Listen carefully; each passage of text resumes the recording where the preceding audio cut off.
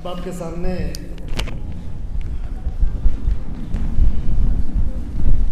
अल-इस्लाह educational welfare society के founder और अध्यक्ष मोमिन अंसार सभा के ज़िला उपाध्यक्ष जनाब फज़ीलतुल शेख सलीम अहमद जामी साहब आएंगे और आपके सामने तहरीक आज़ादी में मुसलमानों का किरदार इस मौजू पर आपके सामने बताने की कोशिश करेंगे।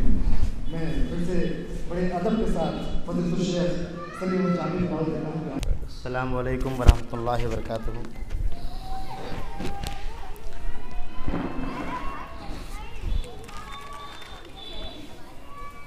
इन्नल हम्दुलिल्लाहि नहमदुहु व नस्तईनुहु व नस्तगफिरुहु व नुमिनु बिही व नतवक्कलु अलैहि व नऊज़ु बिल्लाहि मिन शुरूरि अनफुसिना व मिन सय्यिआति अमालिना मन यहदिहिल्लाहु फला मुदिल्ल लहु व मन युद्लिल्हु फला हादिय लहु व अशहदु अन ला इलाहा इल्लल्लाहु वहदहु ला शरीका लहु व अशहदु अन्न मुहम्मदन अब्दुहु व रसूलुहु अम्मा बाद अऊज़ु बिल्लाहि मिनश शैतानिर रजीम बिस्मिल्लाहिर रहमानिर रहीम या अय्युहल्लज़ीना आमनु तक़ुल्लाहा हक़्क़ तुक़ातिही व ला तमूतुन्ना इल्ला व अंतुम मुस्लिमून या अय्युहन्नासु इत्तक़ू रब्बकुमुल्लज़ी ख़लक़कुम मिन नफ़्सिन वाहिदा व ख़लक़ा मिन्हा ज़ौजहा व बस्सा मिन्हुमा रिजालन कसीरन व निसाअ वत्तक़ुल्लाहल्लज़ी तसाअलूना बिही वल अरहाम इन्नल्लाहा काना अलैकुम रक़ीबा या अय्युहल्लज़ीना आमनु इत्तक़ुल्लाहा व क़ूलू क़ौलन सदीदा युस्लिह लकुम आमालकुम व यग़फ़िर लकुम ज़ुनूबकुम व मन युतिइल्लाह व रसूलहु फ़क़द फ़ाज़ फ़ौज़न अज़ीमा अम्मा बाद फ़इन्ना खैरुल हदीस किताबुल्लाह व खैरुल हदी हदी मुहम्मदिन सल्लल्लाहु अलैहि वसल्लम व शर्रुल उमूरि मुहदसातुहा व कुल्लु मुहदसतिन बिदअह व कुल्लु बिदअतिन ज़लाला व कुल्लु ज़लालतिन फ़िन्नार अऊज़ु बिल्लाहि मिनश शैतानिर रजीम बिस्मिल्लाहिर रहमानिर रहीम क़ाल अल्लाहु तआला फ़िल क़ुरआनिल हकीम फ़ज़क्किर इन्न ज़िक्र तनफ़उल मोमिनीन। हर तरह की तारीफ़ व तौसीफ़, बुज़ुर्गी, बड़ाई, किबरियाई, हम्दो सना अल्लाह रब्बुल आलमीन के लिए लायक और ज़ेबा हैं, जिसने तन्हा इस कायनात को बनाया। बेशक वही खालिक है, वही मालिक है, वही राज़िक़ है। सुब्हानल्लाहि व बिहम्दिही सुब्हानल्लाहिल अज़ीम। बेशुमार दुरूद व सलाम नाज़िल हो हमारे आखिरी पैगम्बर शाफ़ी महशर इमामुल अंबिया सैयदुल मुरसलीन मुहम्मदी अरबी सल्लल्लाहु अलैहि वसल्लम पर, जिनके ज़रिए अल्लाह रब्बुल आलमीन ने इस दीन को मुकम्मल किया और हमारी हिदायत और रहनुमाई का ज़रिया बनाया। मोहतरम हाज़रीन, नौजवान दोस्तों, आज हम मुल्क हिंदुस्तान, अपने प्यारे देश हिंदुस्तान, भारत, इंडिया, इसकी आज़ादी के 75 साल पूरे हो गए हैं और आज हम इसी की खुशी मना रहे हैं। मुझे जो ज़िम्मेदारान ने मौजू दिया है वो है तहरीक आज़ादी में मुसलमानों का किरदार। जंग आज़ादी 1857 से शुरू हुई, लेकिन तहरीक आज़ादी की तारीख़ और पुरानी है। पहले ये जान लें कि हम और आप इस दिन को सेलिब्रेट क्यों करें, इस दिन को खुशी क्यों मनाएं, और ये जलसे जुलूस, ये प्रोग्राम, ये कार्यक्रम क्यों किए जाएं। पहली चीज़ तो ये कि इस मुल्क में जो हमारा प्यारा वतन है, जिसको हमारे असलाफ़ ने अपने खून से सींचा है, इसमें तारीख़ मिटाने वाले बहुत लोग हैं, तारीख़ को बिगाड़ करके पेश करने वाले लोग बहुत हैं। जिन्होंने कुछ नहीं किया है वो हीरो हैं, जिन्होंने खून से सींचा है वो ज़ीरो हैं। इसीलिए इस दिन को हम सेलिब्रेट करें और ऐसे कार्यक्रम ज़रूर करें जिसमें हम अपने असलाफ़ की क़ुरबानियों का ज़िक्र करें, ताकि तारीख़ मिटाने वाले की ये हिम्मत ना हो सके कि वो हमारी तारीख़ मिटा सके। और दूसरी वजह यह है कि हमारी आने वाली नस्लें ये याद रखें इस मुल्क को आज़ाद कराने में हमारा कितना योगदान रहा है। दो वजह, इन दो वजहों की वजह से हमें इन प्रोग्रामों को करना चाहिए। इस मुल्क में मुसलमानों की हुकूमत 850 साल रही। अंग्रेज़ जब इस मुल्क में दाखिल हुआ तो मुसलमानों की हुकूमतें थीं। कुछ जगहों पर राजाओं की, हमारे हिंदू भाइयों की भी हुकूमत थी कुछ स्टेट्स में। ईस्ट इंडिया कंपनी के नाम से वो लोग कलकत्ता के रास्ते से उन्होंने अपना कारोबार शुरू किया। मंशा बड़ी ख़राब थी, नीयत बहुत ख़राब थी उनकी। आए थे कारोबार की नीयत से, लेकिन आए थे वो हमारे प्यारे मुल्क हिंदुस्तान पर कब्ज़ा करने के लिए। और धीरे धीरे उन लोगों ने अपने पंजे जमाए और हुकूमतें, सल्तनतें बाहिमी इत्तेफाक को तोड़ा। हिंदू और मुसलमान के दरमियान नफ़रत के बीज बोए और वो कामयाब रहे। उन लोगों ने हमारे मुल्क हिंदुस्तान पर कब्ज़ा कर लिया। अब इस मुल्क हिंदुस्तान जब अंग्रेज़ों का इस पर कब्ज़ा हो गया तो सबसे ज़्यादा परेशानियों का सबब मुसलमानों के लिए बने। क्यों? क्योंकि राजा महाराजा, नवाबों का दौर और हुकूमत सब मुसलमानों की थी। हमसे मुल्क छीना गया था, तकलीफ़ हमको ही थी। लोग कहते हैं कि 1857 में पहली जंग आज़ादी हुई। वो जंग आज़ादी थी, तहरीक आज़ादी 1750 से शुरू हो गई थी। 1750 से पहले तहरीक आज़ादी की बुनियाद रखने वाले तमाम मुसलमान। सिराजुद्दौला के नाना अली वर्बी ख़ान, ये सबसे पहले तहरीक आज़ादी के रूहे रवां, उन्होंने इसकी बुनियाद रखी। 1799 की प्लासी की जंग किसने लड़ी? आप तारीख़ पढ़िए, अभी तारीख़ किसी ने मिटाई नहीं है। अफसोस इस बात का है कि हमारे पास इल्म नहीं है, एजुकेशन नहीं है, हम शिक्षा से कोसों दूर हैं। इस वजह से हमें अपना इतिहास, हमारी अपनी हिस्ट्री हमको नहीं मालूम। सबसे ज़्यादा कुर्बानियाँ हम मुसलमानों ने इस देश को आज़ाद कराने में दी हैं। तहरीक आज़ादी हो चाहे जंग आज़ादी हो, जब पूरा देश मिला, हिंदू मुसलमान सब मिल कर के लड़े, तब ये आज़ाद हुआ। लेकिन कलीदी किरदार जो अहम रोल अदा किया है वो मुसलमानों ने अदा किया है। हमेशा कायदाना रोल हमने अदा किया है। हम मुसलमान उलमा ने, हमारे मुसलमान भाइयों ने, हमारे हिंदू भाइयों ने बहुत ज़्यादा कुर्बानियाँ पेश की, तब ये जाकर के मुल्क कहीं आज़ाद हुआ। कि आप समझते हैं कि ये 100 साल में अंग्रेज़ इतनी आसानी से भाग जाते हैं? आपको पता होगा शेर मैसूर, जब टीपू सुल्तान रहमतुल्लाह अलैह का इंतकाल हुआ, जब उनको शहीद किया गया, उस दिन अंग्रेज़ जनरल ने कहा था अब हमारा कब्ज़ा मुकम्मल हुआ हिंदुस्तान पर।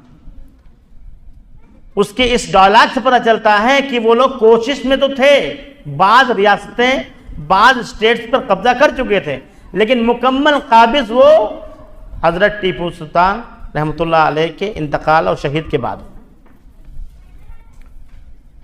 सोचिए, जब तक टीपू सुल्तान जैसे सुल्तान मौजूद रहे, अंग्रेज़ों की हिम्मत नहीं हुई कि वो पूरे हिंदुस्तान में कब्ज़ा कर लें। अली वर्बी ख़ान सिराजुद्दौला के नाना, वहाँ से तारीख़ शुरू होती है। बड़ी कुर्बानियाँ पेश की हैं, तब जाकर के इस मुल्क को हम आज़ाद करवा पाए। आज का माहौल जो है वो ये है कि हमको सर्टिफिकेट देना पड़ता है कि आप बताइए कि आप राष्ट्र हित में काम करते हैं कि नहीं। आप मुल्क के गद्दार तो नहीं हैं, आपका लिंक किसी और देश से, किसी और मुल्क से तो नहीं लगा हुआ है। हमको सर्टिफिकेट दिखाने की ज़रूरत नहीं है, हमको सिर्फ तारीख़ दिखाने की ज़रूरत है। उनसे कह दें जो हमसे सर्टिफिकेट मांगते हैं कि आप ज़रा हमारी तारीख़ देख लीजिए कि इस मुल्क को संवारने में, इस मुल्क की आज़ादी में, इस मुल्क की तरक्की में, इस मुल्क को अंग्रेज़ों से छुड़ाने में जो हमारा योगदान रहा है वो कलीदी रहा है, अहम रोल रहा है। 1857 से पहले तहरीकी आज़ादी की बुनियाद लग चुके थे लोग, मुसलसल जिद्दोजहद जारी थी। ये बात मुसल्लम है कि हिंदू मुसलमान सब ने मिलकर के इस देश को आज़ाद कराया है, इसमें कोई शक व शुबा नहीं। अंग्रेज़ों की पॉलिसी सभी जानते हैं, उनकी यही थी डिवाइड एंड रूल। किसमें डिवाइड करवाते थे वो? हम हिंदू और मुसलमान जो गंगा जमुनी तहजीब के मालिक थे, हमारा ये मुल्क हिंदुस्तान पूरी दुनिया में एक गुलदस्ते के मानिंद जाना जाता था कि इसमें हरे फूल भी हैं, लाल फूल भी हैं, गुलाबी फूल भी हैं, गेंदा भी है, गुलाब भी है, 6000 ज़ातें हैं, बहुत सारी बोलियां हैं, बहुत सारे मज़ाहिब का ये गुलदस्ता है। बहुत खूबसूरत हमारा हिंदुस्तान था। इसी वजह से ये और हमारे मुल्क की माईशत देख करके, इकनॉमी देख करके ये अंग्रेज़ आए थे लालच में और कब्जा कर लिया इन लोगों ने। डिवाइड एंड रूल की पॉलिसी इख्तियार की। हमें किसी को सर्टिफिकेट देने की ज़रूरत नहीं है, हमें पढ़ने और पढ़ाने की ज़रूरत है। हम अशिक्षित हैं, हम एजुकेशन से दूर हैं। यकीन मानिए, अगर कहा जाए तो बड़ी बात होगी कि हमने अपने प्यारे रसूल मोहम्मद सल्लल्लाहु अलैहि वसल्लम की पहली तालीम को छोड़ दिया, एजुकेशन को छोड़ दिया। आज हमसे लोग सर्टिफिकेट मांगते हैं, बताते हैं। हमारे इस मुल्क की तारीख में बहुत सारे नाम हैं। आपको पता है अंग्रेज़ों ने कितने मजालिम ढाए हैं हम हिंदुस्तानियों पर। अंडमान निकोबार में उन लोगों ने जजीरों पर बना रखी थी जेलें। काला पानी इसको कहा जाता था। काला पानी आज भी बहुत मशहूर है कि क्या काला पानी की सजा पाया हो क्या? काला पानी की सजा पाने वालों में से जितने भी लोग हैं, चंद को छोड़ करके बाकी सब मुसलमान। मौलाना जाफर थानीसी रहमतुल्लाह अलैह, उनको काला पानी की सजा मिली। पूरे काले पानी की सजा को काट करके उसके बाद मुद्दत गुजार करके वो बाहर आए, हिंदुस्तान लौटे। उसके बाद उन्होंने एक किताब लिखी काला पानी, और वहाँ की सऊबतें, मुश्किलात, वहाँ की सजाएं, वहाँ के जो जुल्म सितम, जो उनको सजाएं दी गई, उस पर पूरी किताब लिखी, नाम है काला पानी। और कुछ ऐसे भी लोग थे हमारे हिंदुस्तान में गद्दार टाइप के। सिराजुद्दौला के वक्त भी मीर जाफ़र, टीपू सुल्तान के वक्त में मीर सादिक, और बेगम हजरत महल के वक्त में ये नेपाल के गुर्गे। ये सब अगर गद्दारी ना करते तो हमारा मुल्क 200 साल पहले आज़ाद हो जाता। हमेशा अपनों ने ही मुखालफत की है, हमेशा मुनाफिकत का बीज उसने हमको नुकसान पहुंचाया। हमेशा अपनों ने हमको धोखा दिया। चंद पैसों के लिए बिक गए, अंग्रेज़ों को दलाली करने लगे। काला पानी के साथ पानी वाले बहुत सारे हमारे गैर मुस्लिम, उसमें से एक नाम है मीर सावरकर। हिस्ट्री में लिखा हुआ है, कोई नई बात बताने नहीं जा रहे हैं। उन्होंने 3 खत लिखे अंग्रेज़ हुकूमत को कि अगर आप हमको छोड़ देंगे, आप हमको माफ़ी दे देंगे, तो हम आपका काम करेंगे, आपका सहयोग करेंगे। 1922 में उनको आज़ादी दे दी गई, माफ़ कर दिया गया, सज़ा मुक्त हो गए वो। और उसके बाद 1922 से लेकर के उन्होंने मुखालफत शुरू करी हम हिंदुस्तानियों की। हमारी जंग आज़ादी की तहरीक में हमारे ही मुल्क के कुछ गद्दार थे, जिनकी वजह से बहुत मेहनतों, बहुत कुर्बानियाँ और बहुत जिद्दोजहद के बाद 1947 में देश आज़ाद हुआ, 15 अगस्त के दिन, जिसको आज हम मना रहे हैं। एक तरफ मीर सावरकर जैसे लोग हैं जो माफ़ी मांगते काला पानी से डर गए, और एक तरफ मौलाना जाफ़र थानीसी रहमतुल्लाह अलैह हैं जो पूरी सज़ा काट करके सब्र इस्तिकामत दिखा करके अपने अज़्म पर कायम रहे, माफ़ी नहीं मांगी, और एक ही नारा रहा कि हमारे मुल्क को छोड़ दो। तो पूरी सज़ा पाने के बाद वो आए और उन्होंने किताब लिखी,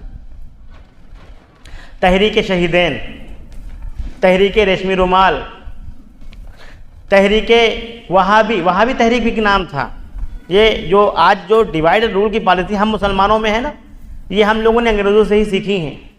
हमने उनको तो भगा दिया, उनकी सभ्यता हमने नहीं भगाई। उनको तो हमने यहाँ से खदेड़ दिया, हमारे असलाम ने कुर्बानी दे करके उनको भगा दिया। लेकिन हम मॉडर्न होकर के अपने आप को मॉडर्न साबित करने के लिए उनकी बहुत सारी चीज़ें पकड़े हुए हैं, जिसकी वजह से हम लोग पीछे हैं। बहुत सारी तहरीकें चली और सबके रूहे रुआ कौन रहा? मुसलमान रहे। एक पटना में जगह है जिसका नाम है सादिकपुर।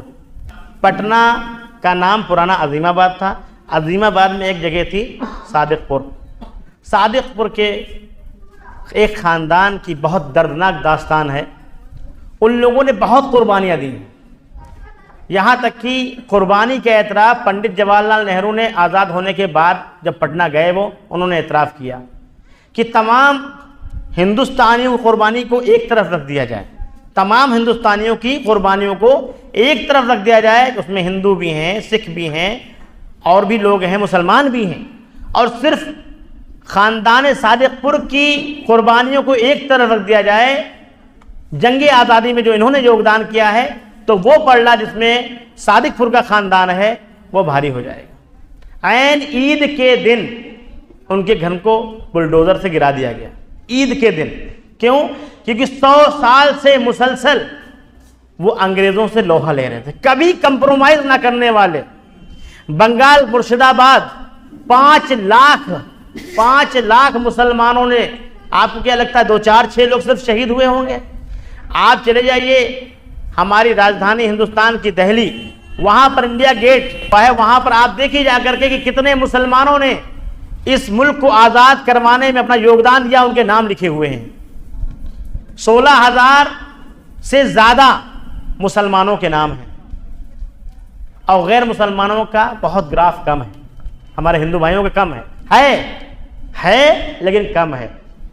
इस देश को सबसे ज़्यादा हमने अपने खून से सींचा है, हमसे ही हुब्बुल वतनी का, राष्ट्रवाद का और वतन से मोहब्बत का सर्टिफिकेट मांगा जाता है।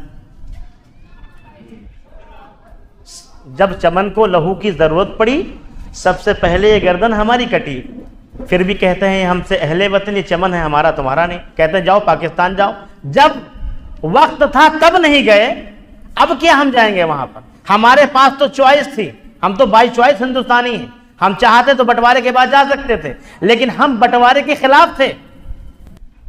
जब इस मुल्क का बंटवारा हुआ जंग आज़ादी के बाद, मौलाना अबुल कलाम आज़ाद इसके फेवर में नहीं थे, वो जानते थे, दूरअंदेश थे।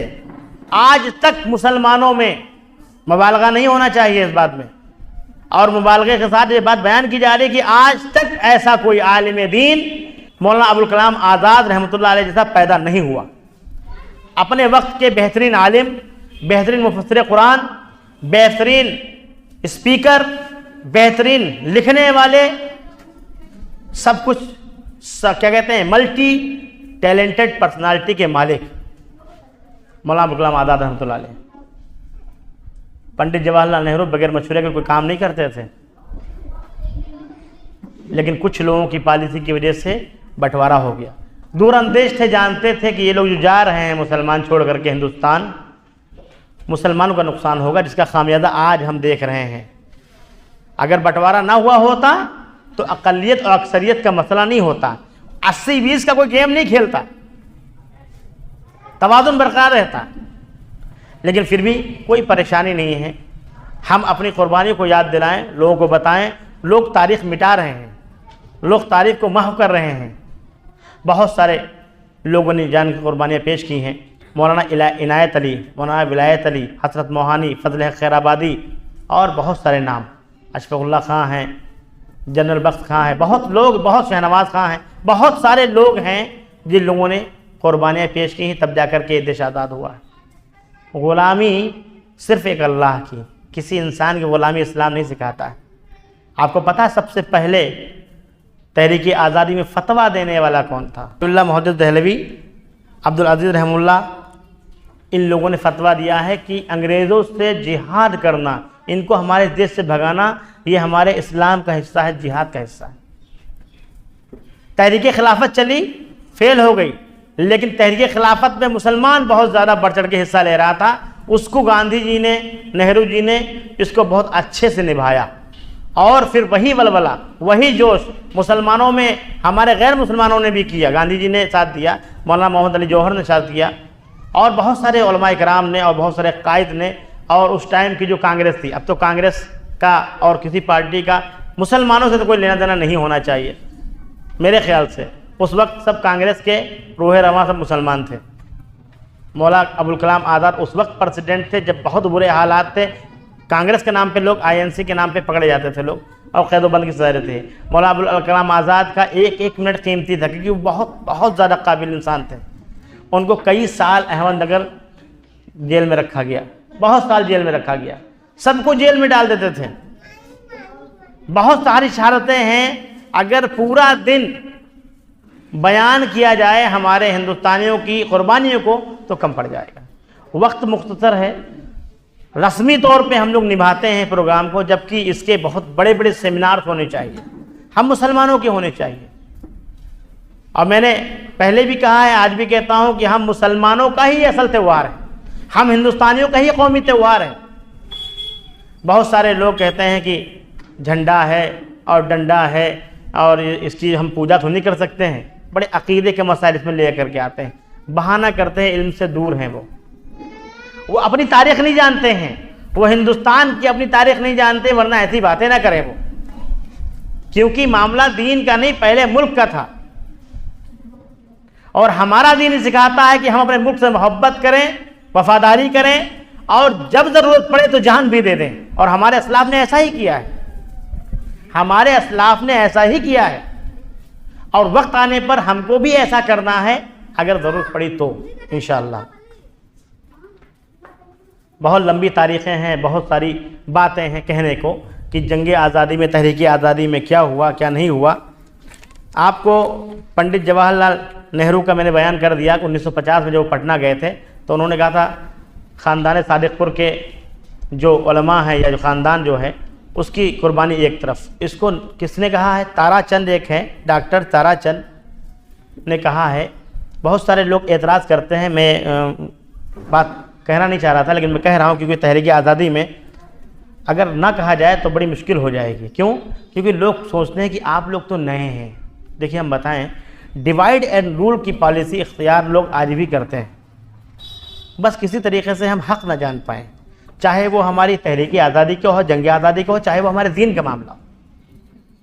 डॉक्टर ताराचंद जो एक गैर मुस्लिम मुसन्निफ़ है, राइटर है, उसने अपनी किताब में कहा है सच तो ये है कि इस मुल्क में तारीख़ तो सबसे पहले अहले हदीसों की है। साफ उसकी किताब में वर्ड है, कब लिखा है, किस हवाले से लिखा है, आप पढ़ सकते हैं। यही वो जमात है जो कभी अंग्रेज़ों के सामने कभी नहीं झुकी। 8 लाख जानों का नजराना पेश किया। मुर्शिदाबाद, बंगाल, पटना, उलमाए सादिकपुर, मौलाना जाफर थानिस्फी, मौलाना विलायत अली, मौलाना इनायत अली, सब के सब, शाह वलीउल्लाह मुहद्दिस दहलवी, सैयद नज़ीर हुसैन मुहद्दिस दहलवी, ये सब कौन थे? उलमाए सल्फ थे, सहीहुल अक़ीदा लोग थे। और अंग्रेज़ों को किससे डर था? जो मिक्सअप वाले लोग हैं उनसे, जो जानते नहीं हक़ और बातिल क्या है उनसे नहीं। यही फतवा देने वाले, यही हक़ की गामजन करने वाले, यही सब लीड करने वाले, इनसे प्रॉब्लम थी। बहुत परेशानियों को सामना, मैं तो हवाला दे रहा हूँ, डॉक्टर ताराचंद की किताब है, उसमें लिखा हुआ है। बहुत सारे लोग एतराज़ करते हैं कि भाई आपकी जमात तो नहीं है, अभी तो आप लोग पैदा हुए हैं, या आप कोई सऊदी की आइडियोलॉजी ले आए हैं, आप सऊदिया वाले हैं या फलां वाले। ऐसा नहीं है। हमने और हमारी जमात ने इस मुल्क को सींचा है। 8 लाख जाने। और पंडित जवाहरलाल नेहरू का जो स्टेटमेंट पटना का है 1950 का, वो ऑन रिकॉर्ड है, आज भी आपको मिल जाएगा पार्लियामेंट में, आप यूट्यूब पे चेक कर सकते हो, उसमें मिल जाएगा। मौलाना अबुल कलाम आज़ाद कौन थे जरा आप मालूम कर लीजिए। आप कहते हो आप नए हो, सिर्फ सच्चाई छुपाने के लिए कि लोग सच ना जान जाए, लोग हक ना पहचान पाए। जंग आज़ादी में किन लोगों के नाम लिए जाते हैं और किस किस की शहादत है आप हम जानते हैं, लोग तारीख मिटा रहे हैं। इसी तरीके से हमारे दीन को महू करने के लिए अंग्रेज़ बहुत सारे जाल छोड़ गए। इन सब से निकलें, कुरान और सुन्नत पे आएँ और सच्चे दीनदार बन जाएं, सच्चे देशभक्त बन जाएं। हमारे पास इल्म होगा तब हम समझ पाएंगे क्या चीज़ सही है, क्या चीज़ गलत है। हम तारीख जानेंगे नहीं, पढ़ेंगे ही नहीं, तो हम बताएंगे क्या? हमको तारीख पढ़नी चाहिए, हमको एजुकेशन पे ध्यान देना चाहिए। मौलाना अबुल कलाम आज़ाद पर एतराज़ किया जाता है कि इन्होंने एक गलत काम किया, इन्होंने आरक्षण का फेवर नहीं किया था। क्या नहीं किया था? आरक्षण। उस वक्त ऑफर था, आप चाहते तो प्राइम मिनिस्टर बन सकते थे, जो चाहते वो बन सकते थे, लेकिन आप क्या बने? आपने सुन्नत इख्तियार की, आप शिक्षा मंत्री बने। क्या बने? एजुकेशन मिनिस्टर बने। क्यों? प्यारे रसूल मोहम्मद सल्लल्लाहु अलैहि वसल्लम की पहली वो बात थी, इक़रा बिस्मि रब्बिकल लज़ी खलक़। वो जानते थे मेरी कौम पढ़ी लिखी होगी, हम लीड कर रहे हैं। वो ये देख रहे थे हम लीड कर रहे हैं, हम कायद हैं, हम लीडर हैं, हम अगुवाई करने वाले हैं, हम रहनुमा हैं। हमारी कौम ऐसी हो जाएगी कि पढ़ाई लिखाई तो कोई सरोकार नहीं होगा। हमने अपनी सुन्नतें छोड़ दी। सबसे पहली सुन्नत एजुकेशन की, पढ़ाई की। पढ़िए सब मालूम हो जाएगा, पढ़वाइए सब मालूम हो जाएगा। अल्लाह ने चाहा तो इस भवन में इंशाअल्लाह अगले सत्र से इंग्लिश मीडियम स्कूल चालू हो जाएगा। अल्लाह से दुआ है आखिर में कि अल्लाह रब्बुल आलमीन हम सब की कुर्बानियों को, हमारे असलाफ की कुर्बानियों को कबूल करे। इस देश में जो हम लोगों ने दी हैं, हम लोगों को सहीहुल अक़ीदा इंसान बना दे अल्लाह ताला। अल्लाह ताला जो मुसलमान कहीं भी परेशान हाल है उनकी परेशानी को दूर कर दे। ए अल्लाह जो बीमार हैं उनकी बीमारी को दूर कर दे। ए अल्लाह हमारे मुल्क में अमन व चैन शांति का माहौल पैदा कर दे। ए अल्लाह हम अपने देश में रहें तो अमन व सुकून से रहें, हमारा ख़ात्मा ईमान पर हो। व आखिर दुआना अल्हम्दुलिल्लाहि रब्बिल आलमीन। अस्सलामु अलैकुम व रहमतुल्लाहि व बरकातुहू।